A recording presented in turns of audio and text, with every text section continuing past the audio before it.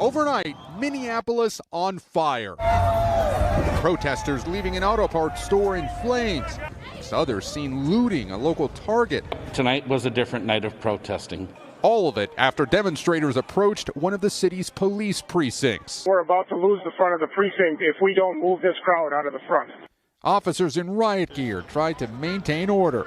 You can see the smoke bombs in the distance, and police have been firing pepper spray to try and disperse this crowd. Hundreds of protesters had gathered here, and now police are trying to push them back to keep the peace. They gathered hours before, furious at the death of 46-year-old George Floyd. When is it really going to change? When is it really going to stop? The outrage building nationwide. In Los Angeles overnight, Black Lives Matter protesters blocked a major freeway. This man jumped on a police cruiser as it sped away. President Trump weighed in, saying justice will be served and that he's asking the FBI to expedite its investigation into the case. A very sad event. Very, very sad event. Now, after the 4 Minneapolis officers involved were fired, the city's mayor is calling on the county attorney to charge the arresting officer. Why is the man who killed George Floyd not in jail? That officer, Derek Chauvin, is seen in this now viral video kneeling on Floyd's neck as he begs for help. When you saw that video, what went through your head? That could have been me. The police department initially said Floyd had been physically resisting. This new cell phone video appears to show the moment he steps out of his vehicle. 2 officers restrain him. Security footage from a nearby business shows officers walking him across the street in handcuffs. Records show Chauvin was a 19-year veteran of the department. He's been praised for valor during his career, but was also the subject of a dozen police misconduct complaints that resulted in no disciplinary action. His attorney declined to comment. This man owns a convenience store nearby. He says a store employee called police when Floyd allegedly tried to use a fake $20 bill, but that he didn't deserve this. My employee called me while the officer had his knee on his neck, and she was crying, telling me, Mike, what should I do? The guy can't breathe, they're killing him.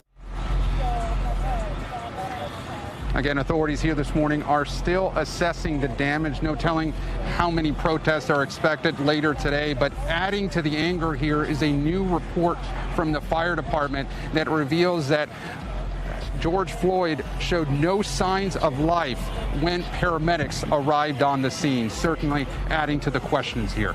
Yeah, absolutely. Gabe, you also mentioned at the top of the piece that there was a fatal shooting overnight in the middle of all those protests. What do you know about that? Certainly, Hoda. Well, it's still very early on in the investigation, but there was one man found with a fatal gunshot wound. He was later pronounced dead. Police are now investigating that. They're looking into whether a pawn shop owner may have fired a shot and perhaps killed the man. But again, still very early on in the investigation. As you can see behind me, this is still a very chaotic scene. And Gabe, a lot of people are also wondering what's taking so long for any charges to be brought forward, including the mayor who you interviewed. So is there a timeline for when that may happen? Well, certainly, Hoda, that is adding to the anger here. Many of those protesters are wondering why these officers haven't been charged, but some authorities are asking for calm. A medical examiner's report is expected in less than 3 weeks. As you mentioned, the mayor, though, is taking that rare step on calling for that arresting officer to be charged. It's up to the county attorney, and right now he's given no timetable on this. What people are asking for as well is perhaps for the body camera video to be released. That is part of this investigation. Still certainly a lot of questions at this point, Hoda. Yeah, seems like we've seen that incident from so many different angles. All right, Gabe, thank you.